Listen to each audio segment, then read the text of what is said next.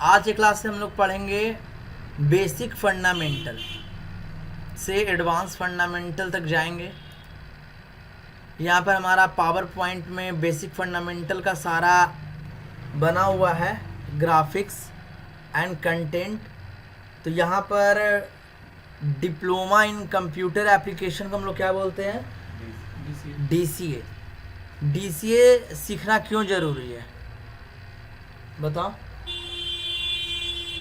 DCA सीखना इसलिए ज़रूरी है क्योंकि DCA एक ऐसा चैप्टर है, ऐसा कोर्स है, ऐसा सब्जेक्ट है जिसके थ्रू हम कंप्यूटर को पूरा चलाना जान जाते हैं।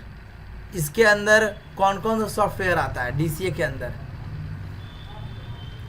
MS office Word, PowerPoint, Excel, Notepad, WordPad, Paint, basic fundamental, advance fundamental. ये सारा चीज़ जब हम जान जाएंगे तो हमारे अंदर कंप्यूटर का जो फोबिया यानी कंप्यूटर से जो डर है वो पूरी तरह से निकल जाएगा। यानी कंप्यूटर ऑपरेट करना हमको पूरा आ गया। ये DCA सीख लिए तो कंप्यूटर पूरा चलाना आ गया। उसके बाद आगे जो कोर्स करते हैं हम लोग, जैसे टैली हो गया, मार्ग हो गया, बिजी हो गया, या फिर DTP हो गया, वो हमारा जॉब ओरिएंटेड कोर्स है। लेकिन जॉब ओरिएंटेड कोर्स करने से पहले हमको कंप्यूटर चलाना कौन सिखलाता है? DCA। पूरा एकदम चलाना आ जाएगा। इससे हम लोग बायोडाटा बना लेंगे, ग्राफिक्स बना लेंगे। पावर पॉइंट में तुम्हारा पावर पॉइंट प्रेजेंटेशन है, उसमें ग्राफिक्स, साउंड, वीडियो का इस्तेमाल हम लोग करेंगे। तो यहाँ पर हमारा देखो लोगो जो दिया हुआ है, यहाँ पर हमारा ये किस चीज़ का लोगो है? विंडो का लोगो है। तो विंडो क्या है? वो हमारा ऑपरेटिंग सिस्टम है। तो ऑपरेटिंग सिस्टम कहने का मतलब कि हम कोई एप्लीकेशन को जिसके ऊपर रखते हैं वो हमारा ऑपरेटिंग सिस्टम हुआ। यानी कि ट्रेन चल रहा है तो ट्रेन एक सॉफ्टवेयर हो गया, मतलब एक मीन्स है कि सॉफ्टवेयर हो गया। तो ट्रेन का संबंध किससे है? तो MS office Word, PowerPoint, Excel, WordPad, Notepad, ये सब से है। लेकिन जो ट्रैक है उसका जो व्यवस्था है, यानी कि कौन लाल बत्ती जला रहा है, तो विंडो जो है वो पूरा ऑपरेट करता है। यानी कि विंडो जैसे ट्रेन को चलाने में मदद कौन कर रहा है? वो ट्रैक, रेलवे स्टेशन, जगह जगह पर मौजूद बॉक्स, वो हमारा ट्रेन को चलाने में मदद कर रहा है। सारा चीज़ हटा दो तो आदमी पार हो रहा है और ट्रेन भी पार हो रहा है, तो एक्सीडेंट ना हो जाएगा। तो उस चीज़ को ऑपरेट कौन कर रहा है? तुम्हारा विंडो ऑपरेटिंग सिस्टम। तो विंडो ऑपरेटिंग सिस्टम के अंदर आता है तुम्हारा MS office Word, PowerPoint, Excel. यानी कि विंडो ऑपरेटिंग सिस्टम के अंदर तुम 3D मैक्स चला लोगे, फिल्म बना लोगे। सारा सॉफ्टवेयर को हैंडल और मैनेज कौन कर रहा है? Operating system. समझ रहे हो? यानी तुम्हारा जो घर है उसको मैनेज कौन कर रहा है? वहाँ का गार्जियन, यानी कि तुम्हारे पेरेंट्स पूरे घर को मैनेज कर रहे हैं। तो उसी तरह पूरे कंप्यूटर को मैनेज कौन कर रहा है? Operating system. तो विंडोज़ ऑपरेटिंग सिस्टम यहाँ पर हम लोग पढ़ रहे हैं, ठीक है, DCA में। नेक्स्ट हम आते हैं, तो हम लोग अभी जो यहाँ पर पढ़ेंगे वो है विंडो 10 ऑपरेटिंग सिस्टम, ठीक है, विंडोज़ 10 ऑपरेटिंग सिस्टम। अब DCA में क्या क्या हम लोग पढ़ते हैं वो हम लोग देखेंगे। तो DCA के अंदर हम लोग पढ़ रहे हैं फंडामेंटल, यानी 0 लेवल से। उसके बाद notepad, WordPad, paint, MS office word, MS office PowerPoint, MS Excel. Extra topic में basic hardware and software, advance fundamental, MS DOS जिसको हम लोग कमांड प्रॉम्प्ट भी कहते हैं। विंडोज़ कीबोर्ड शॉर्टकट, यानी कीबोर्ड से शॉर्टकट से हम लोग बहुत सारा चीज़ हम लोग यहाँ से ओपन कर सकते हैं। जैसे कोई फाइल खोलना है तो Ctrl+N, ठीक है, से नया हम लोग फाइल बना लेते हैं। Ctrl+O से कोई चीज़ ओपन करना है, तो कोई हमको एप्लीकेशन ओपन करना है तो Ctrl+O। कोई फॉन्ट को बड़ा करना है, कंट्रोल बी फॉर बोल्ड, तो उस तरह से हम लोग शॉर्टकट का इस्तेमाल हम लोग करेंगे। ठीक है, आगे बढ़ते हम लोग। तो यहाँ पर हमारा फंडामेंटल आ गया। अब यहाँ पर देख लो, who was the father of computer, यानी कि कंप्यूटर का निर्माण कौन किया, उसके जन्मदाता कौन है। तो यहाँ पर हमारा चार्ल्स बैबेज हैं जो यहाँ पर इसका निर्माण किए। ठीक है, तो इसके बारे में पूरा ये नोट डाउन करना पड़ेगा आपको, यानी हर कंप्यूटर में ये चीज़ दिया हुआ है, इसको आपको नोट डाउन करना पड़ेगा। ठीक है, 1791 से लेके 1871 तक ये जीवित रहे। जन्म हुआ 1791 में और इनकी मृत्यु हुई 1871 में। चार्ल्स बैबेज कंप्यूटर के जन्मदाता थे। अब यहाँ पर हम देखेंगे कि 6 फीट का कंप्यूटर पहले था, एक रूम इतना बड़ा, 6 फीट हाइट, 10 फीट लंबाई। ठीक है, 4000 पार्ट्स उस समय लगते थे कंप्यूटर में। वेट था 3 turns.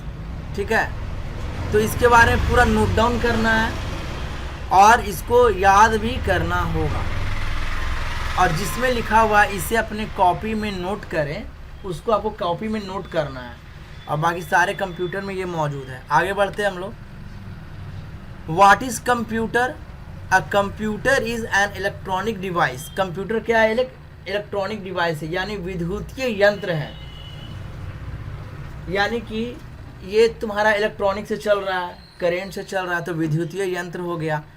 Which accept the data input, ये अपने अंदर डाटा को लेता है, यानी कि क्या करेगा, मान लेते हैं कि हम कंप्यूटर में कुछ टाइप किए, तो वो क्या, वो डाटा को लिया। ठीक है, परफॉर्म्स अर्थमेटिक एंड लॉजिकल, यानी कि अगर कोई हम कलर बना रहे हैं तो एक्यूरेट कलर वो आपको देगा। अगर हाथ से अगर कोई कलर मिक्स करते, वाइट कलर और येलो कलर, वाइट कलर या ग्रीन कलर या रेड और येलो मिक्स करते हैं, और सेम अगला डिब्बा हम नाप तौल के भी करेंगे, थोड़ा सा अंतर आ जाएगा, लेकिन कंप्यूटर क्या करता है कि इसका एनालिसिस इतना करेक्ट है, 100% एक्यूरेसी के साथ ये काम करता है, यानी कि perform arithmetic and logical operation on data and gives us the output in the desired format, यानी कि ये सारे चीज़ को एनालिसिस करके एक फॉर्मेट तैयार करके आपको परफेक्ट तरीके से आंसर देता है। मान लेते हैं कैलकुलेटर जो है, अगर उसमें स्क्रिप्टिंग कर दिया जाए कि 2 + 2 = 5, तो वो आपको आंसर क्या देगा कैलकुलेटर? 2 + 2 = रॉन्ग आंसर देगा, 4 नहीं देगा, क्योंकि अगर स्क्रिप्ट गलत है तो कंप्यूटर जो है वो रॉन्ग आंसर देगा, अगर स्क्रिप्टिंग सही है तो कंप्यूटर राइट आंसर देगा। तो वही बता रहा है कि कंप्यूटर का निर्माण इसलिए किया गया ताकि आपको आंसर बिल्कुल एक्यूरेट मिले। ठीक है, अगर यहीं पर हम मान लेते हैं कि 2 + 2 = 5, तो कंप्यूटर 2 + 2 = 5 से ही सारा चीज़ एनालिसिस करने लगेगा, यानी कि रॉन्ग अगर स्क्रिप्ट कर देंगे तो कंप्यूटर भी रॉन्ग आंसर देगा, यानी कि स्क्रिप्ट इतना एक्यूरेट रहता है कि वो आपको एक एक्यूरेट आंसर देता है। What is OS? Operating system. तो जिसके बारे में हम पहले बता रहे थे, देखो मोबाइल में हमारा एंड्रॉयड ऑपरेटिंग सिस्टम, मैक जो है वो ऑपरेटिंग सिस्टम है, विंडोज़ 10 ये हमारा ऑपरेटिंग सिस्टम है जो हम लोग पढ़ रहे हैं, विंडोज़ 7, कुछ सिस्टम मेरा विंडोज़ 7 भी डाला हुआ है, तो विंडोज़ 7 भी ऑपरेटिंग सिस्टम है। इसमें विंडोज कहाँ तक जाएगा सर? विंडोज 1 2 3 हम बता रहे हैं, सबसे पहले विंडोज़ जो है विंडोज़ 98, विंडोज़ 2000, विंडोज़ 95, इस तरह से बढ़ता गया, Windows XP, Windows 7, Windows Vista, Windows 7, Windows 8, Windows 8.1, Windows 10, Windows 11, अभी विंडोज़ 11 आ चुका है। तो विंडोज़ यानी कि खिड़की के अंदर हम लोग झांक रहे हैं और उसको हम लोग पूरा देख रहे हैं क्या क्या सॉफ्टवेयर है।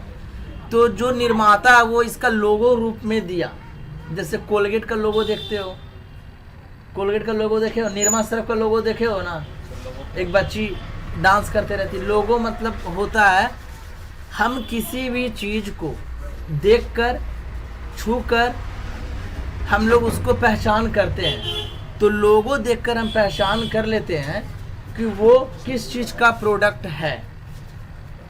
ठीक है,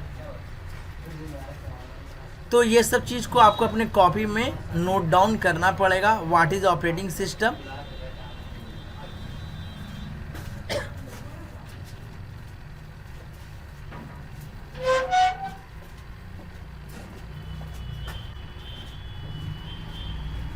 यहाँ पर बताया गया है कि आप जो विंडो ऑपरेटिंग सिस्टम जो इस्तेमाल आप कर रहे हैं उसका जो कंपनी का नाम है वो है माइक्रोसॉफ्ट। माइक्रोसॉफ्ट जो कंपनी है वो आपको प्रोवाइड करवाती है विंडो ऑपरेटिंग सिस्टम, यानी Windows 95, Windows 98, 2000, Windows Vista, Windows 7, Windows 8, Windows 8.1, Windows 10, Windows 11, Windows XP, ये सब जो प्रोवाइड करवाया तो वो कौन करवाया? Microsoft company. माइक्रोसॉफ्ट कंपनी के जो संस्थापक हैं वो हैं Bill Gates and Paul Allen, जिसका चित्र में दिखलाया गया है। यानी कि ये हमारे बिल गेट्स हो गए और ये हमारे हो गए पॉल एलन। ये दोनों फ्रेंड थे जो काफ़ी एज में अंतर था दोनों में। ठीक है, तो बिल गेट्स और ये दोनों मिलकर माइक्रोसॉफ्ट कंपनी का निर्माण किए, जो एक गराज से शुरू हुआ और आज भारत की वर्ल्ड की सबसे अमीर कंपनी है माइक्रोसॉफ्ट। हमेशा उसका बदलते रहता है, मतलब कौन ज़्यादा रिच है तो ये बदलता रहता है, लेकिन 12 से 13 साल कंटिन्यू माइक्रोसॉफ्ट जो कंपनी है वो वर्ल्ड की सबसे अमीर कंपनी रही, 12 से 13 साल लगातार। तो ये जिस समय सॉफ्टवेयर का निर्माण होता था तो उस समय का ये चित्र यहाँ पर दिखलाया गया है। ठीक है, तो इसके बारे में आपको पढ़ना होगा, सारा कॉपी में नोट डाउन करना पड़ेगा। तो यही आपका माइक्रोसॉफ्ट का ये क्या लोगो है, यही लोगो है। इस लोगो जब भी देखिएगा तो आप कहिएगा कि ये माइक्रोसॉफ्ट का लोगो है। ठीक है, स्माइल का जो आप लोगो लगाए हुए हैं तो पता चल रहा ना स्माइल का लोगो है, तो उसी तरह से लोगो एक पहचान है। ठीक है,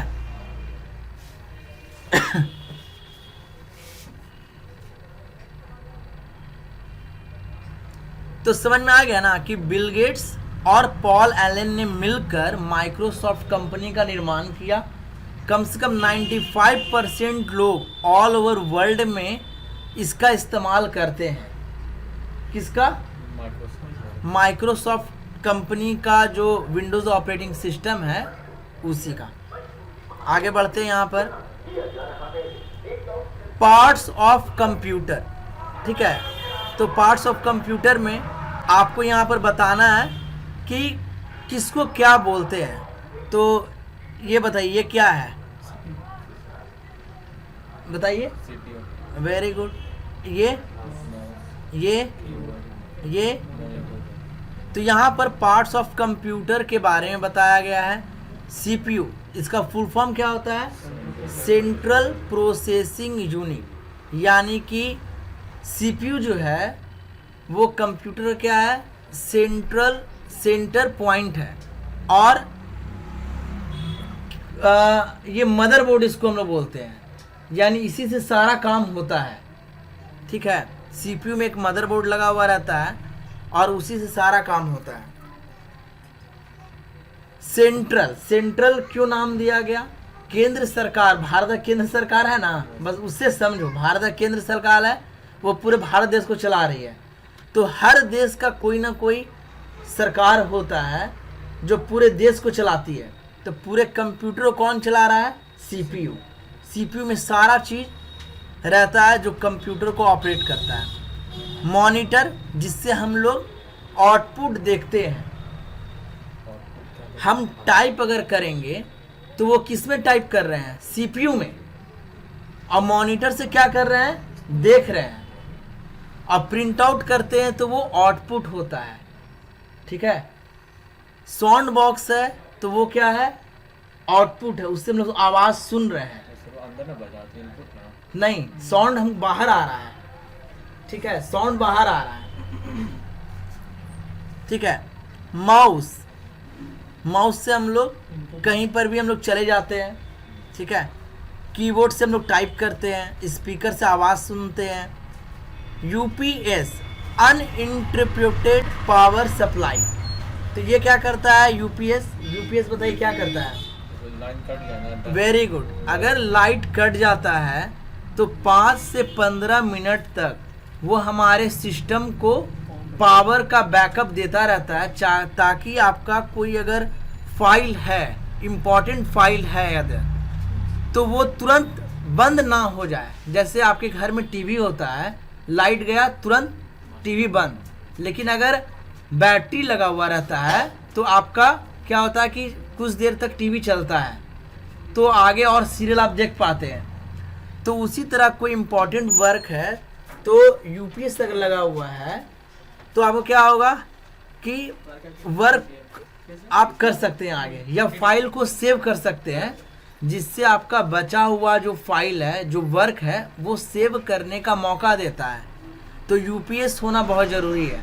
जैसे हमारा संस्थान में ज़्यादा कंप्यूटर है, अधिक कंप्यूटर है, तो उसके लिए हम इन्वर्टर का इस्तेमाल करते हैं, ताकि तुरंत शट डाउन ना हो कोई कंप्यूटर और स्टूडेंट का फाइल बच सके। तो यहाँ पर सिंगल कंप्यूटर के लिए यूपीएस का इस्तेमाल करेंगे, ताकि हमारा फाइल सेव करने का हमको मौका मिल सके और फाइल सुरक्षित रह सके। तो जिस जगह पे लिखा हुआ है इसे अपने कॉपी में नोट करें, उसको आपको नोट डाउन करना है। कंप्यूटर पार्ट्स को पहचाने, तो ये कौन सा पार्ट्स है? ये ये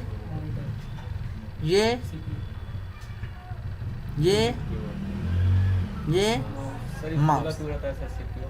क्या मतलब खुला क्यों रहता है वो? सीपीयू खुला हुआ नहीं रहता है, इस पे ढक्कन रहता है, उसके अंदर के दृश्य को दिखलाने के लिए उस तरह का पिक्चर चुना गया है, ताकि आपको एक बॉक्स ना लगे। इस वजह से वो पिक्चर हम डाले हैं, ताकि अंदर में पूरा मशीन वो आपको दिखला सके हम। और बहुत सारा सीपीयू जो खुला हुआ रहता है तो उसका ये कैबिनेट ख़राब रहता है, इस वजह से वो खुला हुआ रहता है। तो ये हमारा हो गया monitor, speaker, mouse, keyboard, UPS, UPS का फुल फॉर्म, हाँ, सीपीयू। ठीक है, आगे बढ़ते हैं। ये हमारा सीपीयू, एक एक करके यहाँ पे दिखलाया गया। CPU, monitor, mouse, keyboard, speaker, UPS, laptop. अब लैपटॉप जो है वो बड़ा ही अच्छा चीज़ है लैपटॉप। ठीक है, पीछे आते हैं तो देखिए इसमें अलग से यूपीएस लगाना पड़ता था। ठीक है, और लैपटॉप में क्या होता है कि इसी में बैटरी लगा हुआ रहता है। अगर लाइट नहीं भी है तो 3 से 4 घंटे तक हम बिना लाइट का लैपटॉप चला सकते हैं। तो ये बिल्कुल 100% कंप्यूटर है, यानी इसके अंदर सीपीयू है, यानी मदरबोर्ड डाला हुआ है। ठीक है, मॉनिटर है, कीबोर्ड है, माउस है, और बहुत सारा चीज़ है। यानी सीपीयू का पूरा काम, मॉनिटर का पूरा काम, और कीबोर्ड, कैमरा, ये सारा चीज़ लैपटॉप में मौजूद होता है, तो अलग से हमको लेना नहीं पड़ता है। तो अब क्या कर रहा है कंपनी, धीरे धीरे डेस्कटॉप भी कारगर है बहुत ज़्यादा, लेकिन लैपटॉप को हम लोग कहीं कैरी कर सकते हैं, कहीं ले जा सकते हैं। ट्रैवलिंग कर रहे हैं, ट्रेन में, एरोप्लेन में, या कहीं पार्क में बैठे हुए हैं तो लैपटॉप से वर्क कर सकते हैं, या रूम में ही हैं तो उसको हम लोग ले सकते हैं। तो लैपटॉप जो वर्ड बना वो लैपी से बना। लैपी मतलब क्या होता है? गोद। लैपटॉप गोद के ऊपर रखकर, टॉप मतलब ऊपर, तो लैपी गोद के ऊपर रखकर कंप्यूटर चला सकते हैं, लैपटॉप। ठीक है, ये इस तरह से बना वो। तो लेकिन लाइट से नहीं चलता है? लाइट से भी चलेगा, यानी ये प्लग इसमें लगा हुआ रहता है, इसमें अडाप्टर लगा हुआ रहता है, तो अडाप्टर डालिए लैपटॉप चलेगा। लाइट अगर चला गया तो इसमें बैटरी है जो 3 से 4 घंटा हमको बैकअप देता है। ठीक है, 3 से 4 घंटा ये बैकअप देगा, जिससे आप आराम से, लाइट नहीं भी है फिर भी आप इस्तेमाल कर सकते हैं। फुल फॉर्म ऑफ कंप्यूटर, आप लोग को याद है कंप्यूटर का फुल फॉर्म? याद नहीं है तो आप लोग को याद करना पड़ेगा, और इसे अपने कॉपी में नोट करें, जहाँ लिखा हुआ रहेगा उससे अपने कॉपी में नोट करना पड़ेगा। तो सी फॉर कॉमनली, सामान्य रूप से, ओ फॉर ऑपरेटेड बाई, चलाने वाला, यानी कि हम लोग चलाते हैं उसको, और कॉमनली बहुत इजी तरीके से हम लोग चला पाते हैं। ठीक है, एम फॉर मशीन यानी यंत्र, पी से पार्टिकुलरली मुख्य रूप से, यू फॉर यूजर फॉर प्रयोग आता है। ठीक है, टी से ट्रेड व्यवसाय में, ई फॉर एजुकेशन शिक्षा में, आर फॉर रिसर्च अनुसंधान में। यानी कि अगर कोई भी प्रोडक्ट बनता है, जैसे एक पेन ही बन रहा है या किसी भी कंपनी का मशीन बन रहा है, तो उसमें 100% एक्यूरेसी के लिए कंप्यूटर सॉफ्टवेयर का यूज होता है, ताकि अगर उसका जो कटिंग है मशीन का वो एक्यूरेट हम कर पाएँ और आउटपुट 100% हमको मिले। ठीक है, तो आपको याद करना पड़ेगा, commonly operated by machine particularly user for trade education research. तो हमको तो याद है। तो कंप्यूटर का ऐसा नहीं कि एक ही फुल फॉर्म होगा, कंप्यूटर का भिन्न भिन्न फुल फॉर्म होते हैं। ठीक है, लेकिन फिलहाल जो सबसे यूजफुल है उसको हम लोग यहाँ पर रखे हैं। Windows operating system, all generation, release date in since 1983, यानी कि सबसे पहले 1983 में ऑपरेटिंग सिस्टम आया विंडोज़ का। ठीक है, तो यहाँ पर फर्स्ट ओएस, उसको हम लोग ओएस बोलते हैं, फर्स्ट ओएस 10 नवंबर 1983 इंटरफेस मैनेजर के नाम से आया। कैसे आया? इंटरफेस मैनेजर के नाम से। उसके बाद फिर और बहुत सारा आते गया। ठीक है, तो वो सब फेलुअर होता गया, लेकिन वो भी है, लेकिन जो मार्केट में रन किया उसके बारे में यहाँ पर बताया गया है। ठीक है, तो 17th ऑपरेटिंग सिस्टम, यानी कि बीच में और आया लेकिन वो रिसर्च में चला गया। समझ में आ रहा है? पहला ऑपरेटिंग सिस्टम आया 10 नवंबर 1983 इंटरफेस मैनेजर के नाम से।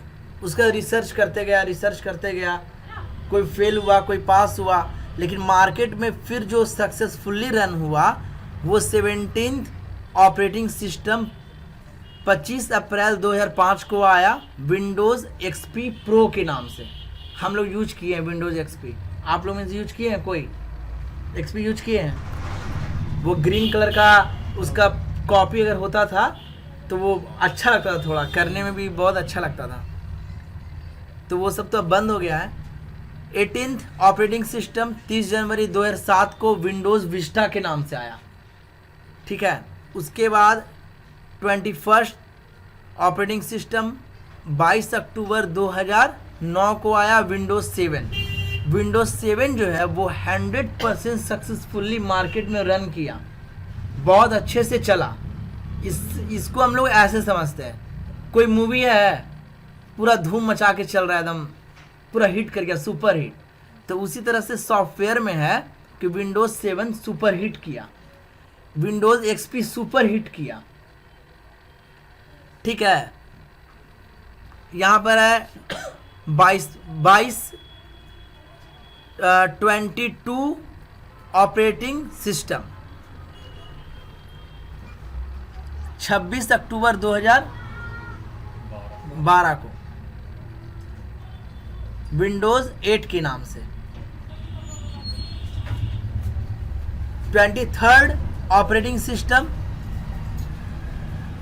17 अक्टूबर 2013 को Windows 8.1।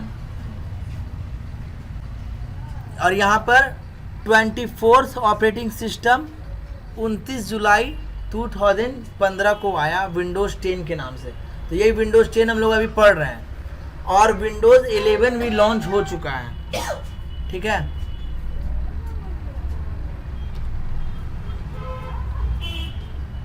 Storage units of memory, memory से कुछ समझ में आया?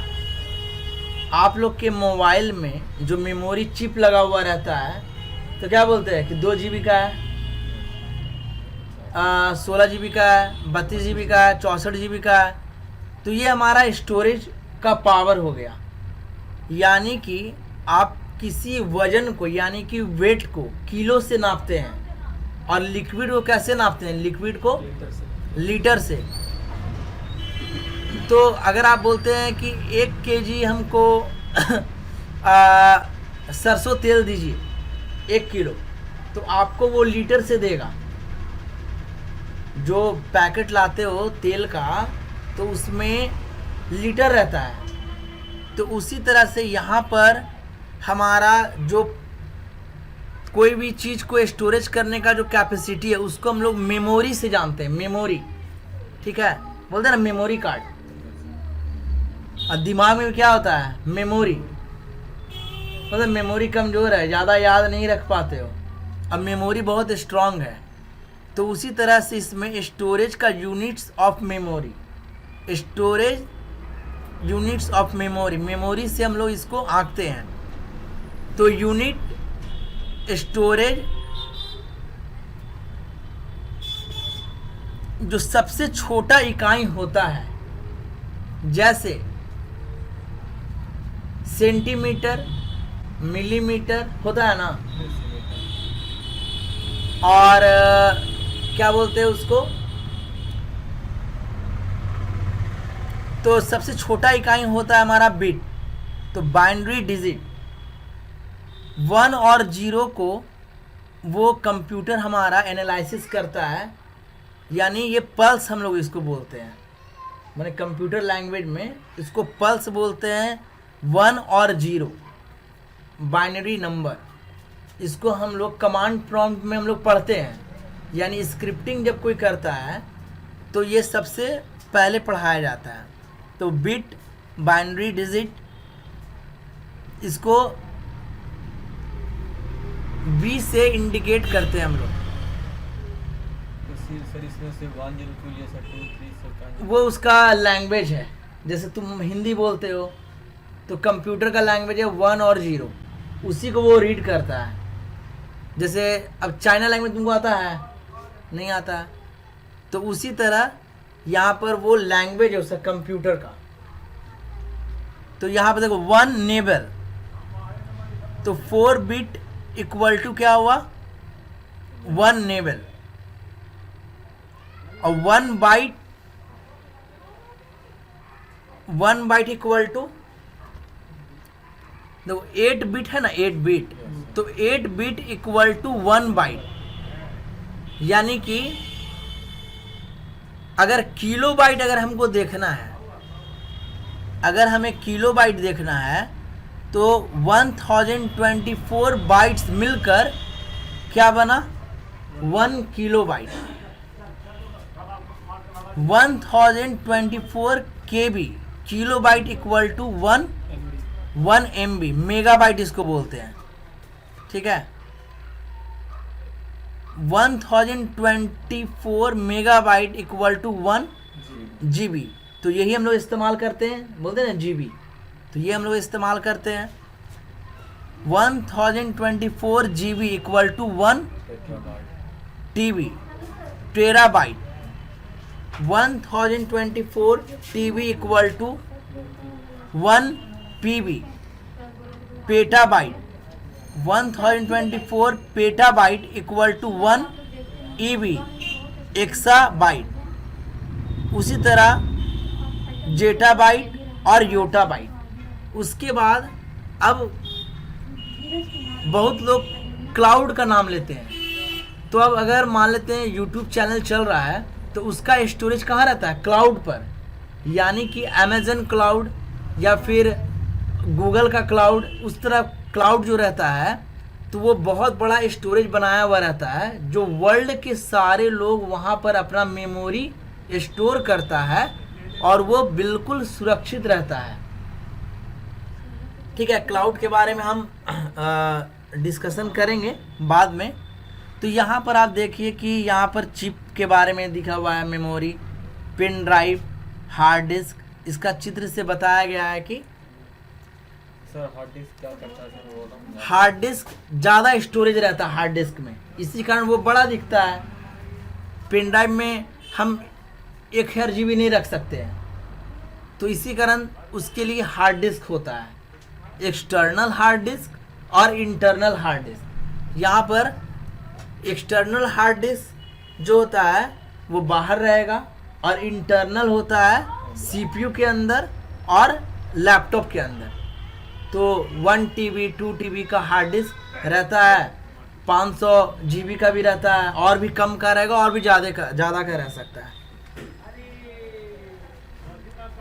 यहाँ पे computer full form CPU, central processing unit, इसे अपने कॉपी में नोट करना है और उसके बाद इसको याद करके सुनाना भी है, ठीक है। इसका एग्ज़ाम होगा, आप लोगों को सुनाना है इसको, और एग्ज़ाम में पास करने के लिए आपको अच्छे से याद करना पड़ेगा फुल फॉर्म, ठीक है। CPU, UPS, OS, DOS, PC, personal computer, ये सारा आपको नोट डाउन करना पड़ेगा, ठीक है। तो CPU का फुल फॉर्म क्या हुआ? तो एक बार हम लोग सारे को पढ़ लेते हैं, है ना।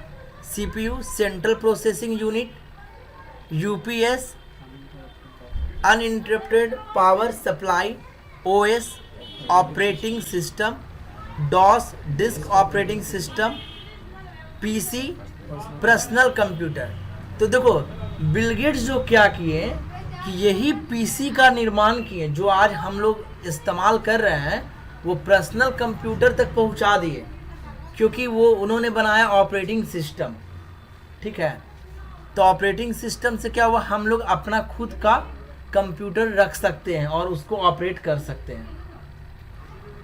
LCD, liquid crystal display, monitor में होता है, यानी कि लिक्विड भरा हुआ रहता है उसमें, ठीक है। किसी मॉनिटर में लिक्विड भरा हुआ रहता है, उससे हम लोग डिस्प्ले को देखते हैं, तो वो हमारा हो गया LCD। CRT, cathode ray tube, अंदर में ट्यूब पतला पतला लगा रहता है मॉनिटर में, जिससे हम लोग उसको आउटपुट देखते हैं। CD, कॉम्पैक्ट डिस्क, CD होता है ना, जिसमें 700 MB का CD होता था, 700 MB का, तो उसमें हम लोग गाना ये सब पहले में होता था, उसमें गाना सुन सकते थे हम लोग। तो CD में कॉम्पैक्ट डिस्क जो है उसमें हम लोग 700 MB का स्टोरेज रख सकते थे। रोम, रीड ऑनली मेमोरी, ठीक है। URL, uniform resource locator, URL क्या होता है कि इंटरनेट का जब भी इस्तेमाल हम लोग करते हैं तो उसमें एक URL एड्रेस होता है, ठीक है, यूनिफॉर्म रिसोर्स लोकेटर, ठीक है, वो एक एड्रेस होता है URL, HTTP hyper text transfer protocol. तो ये सब इस्तेमाल कहाँ होता है? इंटरनेट में, वेब ब्राउजिंग में। रैम, रैंडम एक्सेस मेमोरी, ये क्या करता है? रैम क्या करता है कि जब भी हम कोई सॉफ्टवेयर खोलते हैं तो उसको संभालने के लिए हमारे पास कितना कैपेसिटी है, मेमोरी का कैपेसिटी कितना है, तो वो हमारा रैम करता है उसको सपोर्ट। अब मान लेते हैं कि आप कितना किलो वजन उठा सकते हैं, कितना किलो वजन उठा सकते हैं आप? 25 किलो आप वजन उठा सकते हैं। आप कितना उठा सकते हैं?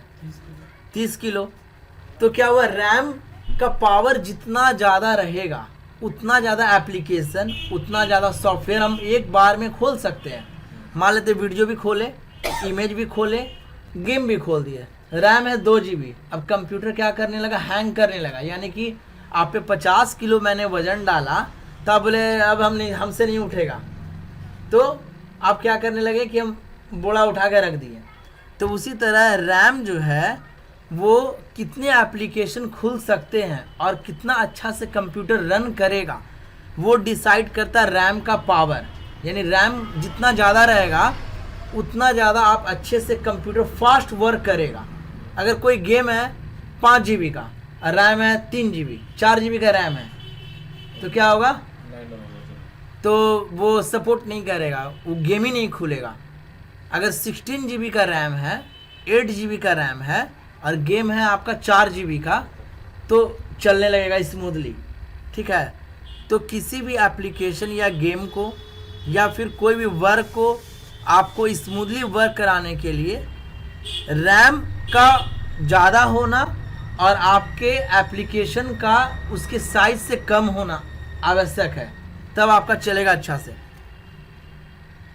मॉडम, मॉड्यूलेटर, डीमॉड्यूलेटर, ठीक है। अपलोडिंग जो होता है LAN, local area network. Local area network क्या हुआ?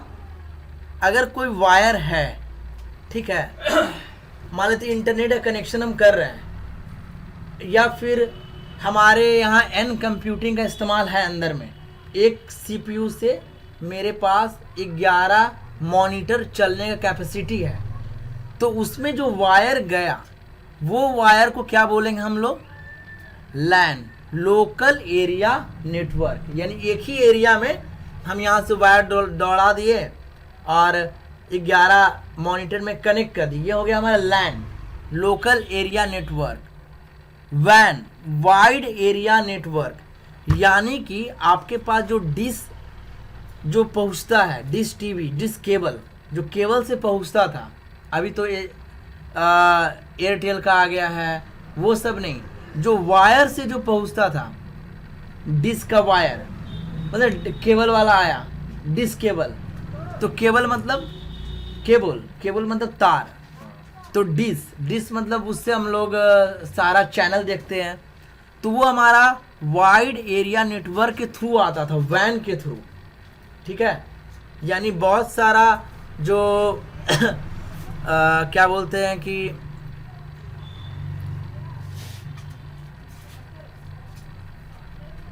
बैंक, बहुत सारे बैंक जो जुड़े होते हैं वो वाइड एरिया नेटवर्क से भी जुड़े हुए होते हैं, ठीक है।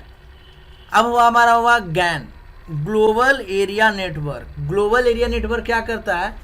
DD1 का चैनल देखे हैं, प्रसारण, तो वो सैटेलाइट से भी होता है, अब बहुत जगह टावर लगा हुआ रहता है, वो हो गया हमारा GAN, global area network. Airtel का आप सिम कार्ड इस्तेमाल कर रहे हैं, आइडिया का, वोडाफोन का, ये क्या हुआ? Global area network.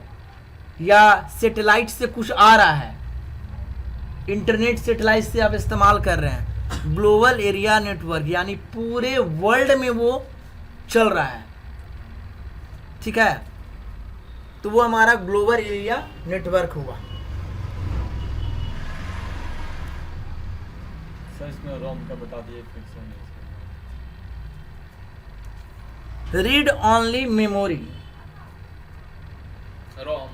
ROM fix होता है मदरबोर्ड पे, एक चिप लगा रहता है, जैसे खोलने पे HP दिखता है ना, यानी खोलने के बाद जो ऐसा इन्फॉर्मेशन दिखना जिसे हम इरेज नहीं कर सकते, इसमें बदलाव नहीं कर सकते। तो मोबाइल का तो दिखता है सैमसंग या ओप्पो वीवो, तो आखिर कहाँ से आया वो रोम में फीड करके उस लोगों को, उस नाम को डाल देता है, और जब भी कंप्यूटर ऑन करेंगे तो वो वही चीज़ को दोहराएगा। यानी कि रोम क्या करता है, रिपीटेड मिनिमम मतलब रिपीटेड मेमोरी है जो हमारा फिक्स होता है, इसमें होता है चिप लगा होता है फिक्स, इसको निकाल नहीं सकते हैं, उसी को रोम बोलते हैं। रोम में क्या होता है कि आप देखते हैं विंडोज़ ऑपरेटिंग सिस्टम आपने इंस्टॉल किया, अब उसमें कुछ कुछ चित्र रहता है, चित्र वॉलपेपर, वो पूरा आप सॉफ्टवेयर फॉर्मेट कर दीजिए, पूरा कंप्यूटर फॉर्मेट कर दीजिए और फिर से इंस्टॉल करिए, आप देखिएगा वो चित्र फिर से रहता है।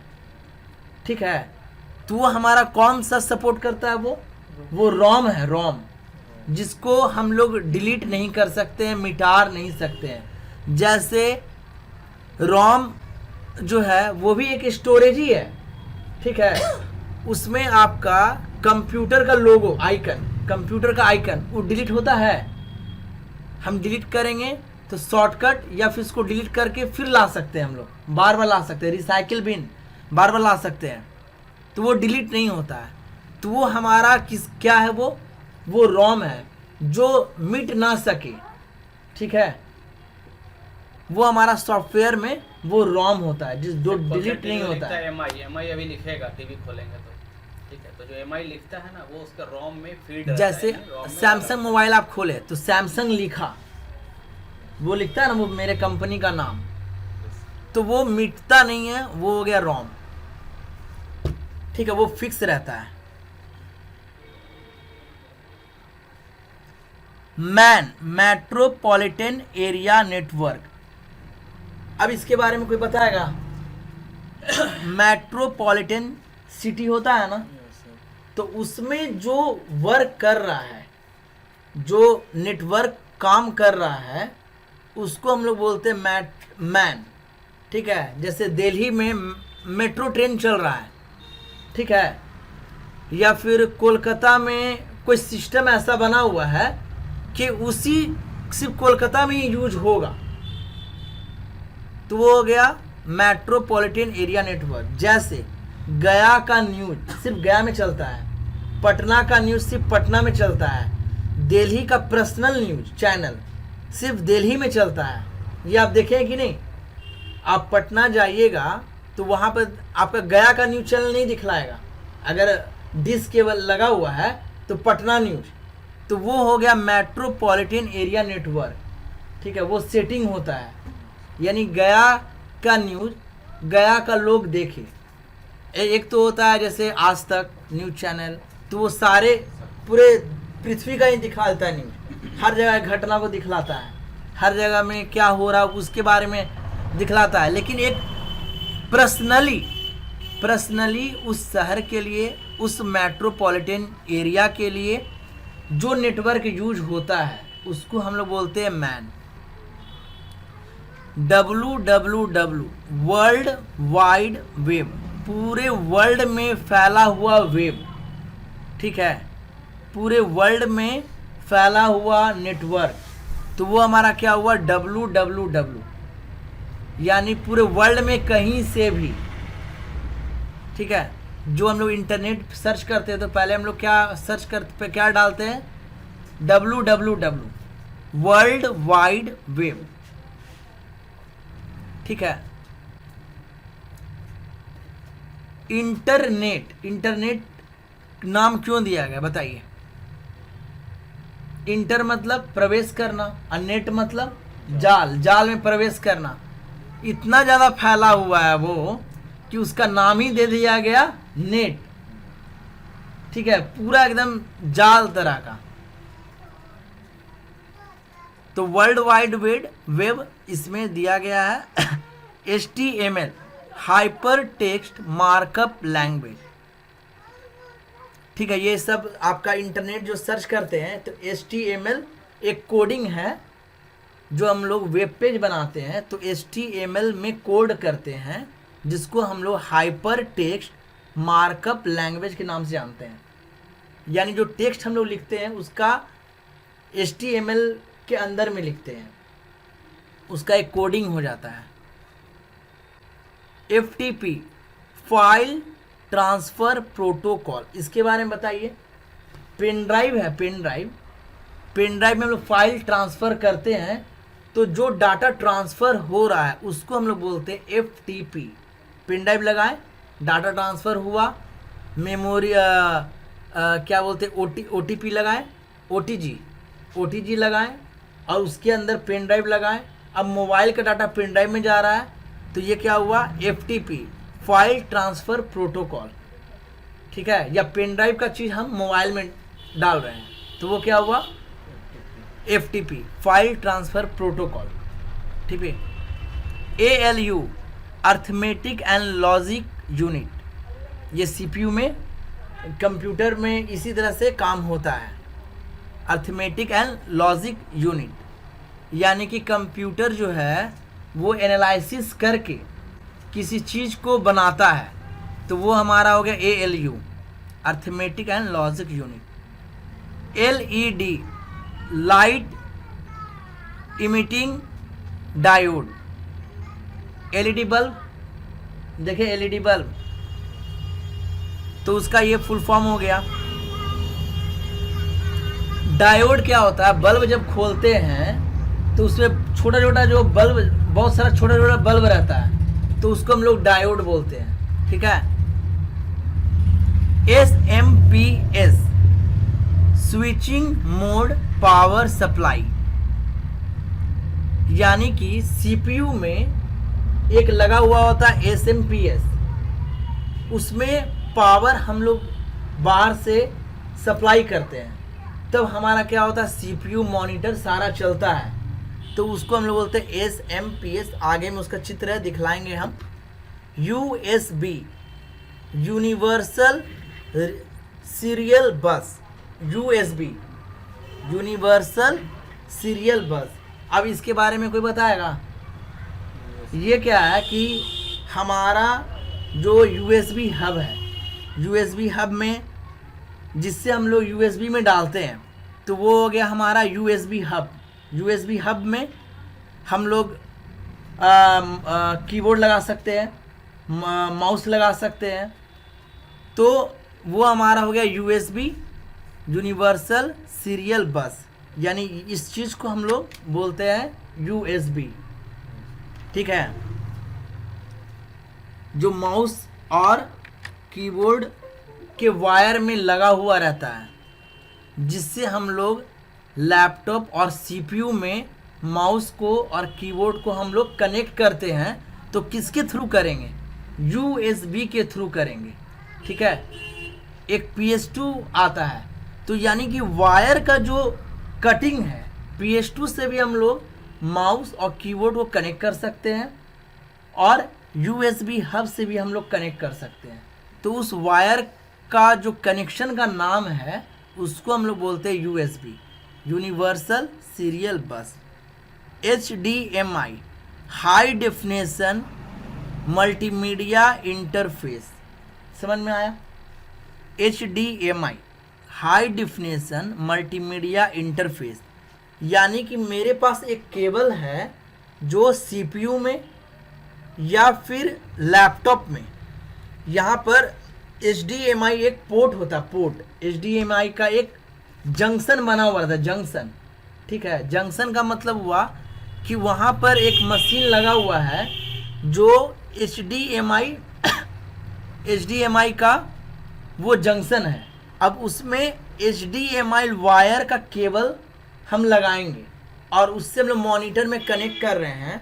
जैसे हमारे अभी लैपटॉप का आप सीन देख पा रहे हैं मॉनिटर में, तो वो किसके थ्रू देख पा रहे हैं, आप देख पा रहे हैं HDMI केबल के थ्रू, जो यहाँ पर हमारा लगा हुआ है HDMI केबल, ठीक है।